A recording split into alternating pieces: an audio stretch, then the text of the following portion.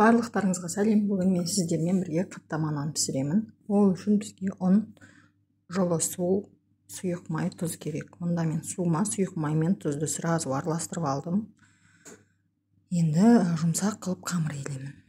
Және илеген қамырымды мен 2 сағатқа тындырып қоямын. Иі қану керек. Қамыр иі қанған кезде өте әдемі болып жайылады.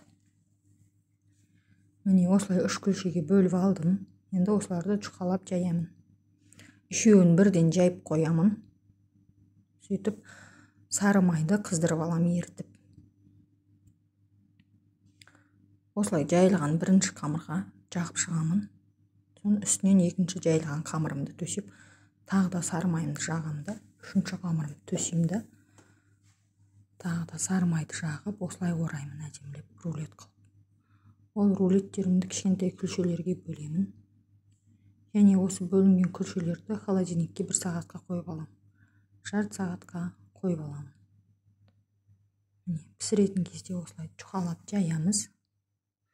Және қызып тұрған сковородкаға 1 ас қасық сұйық майдан құйып, әрбір қаттама нанды осылай пісіресіздер. Екі жағы қызарғанша.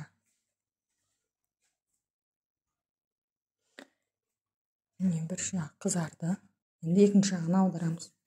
Менің видеом ұнаса, менің каналыма тіркеліп лайк басуды ұмытпаңыздар. Міне менің қаттамам пісті. Өте дәмді болып шықты, жасап көріңіздер. Сіздермен болған тоғжан ас болсын.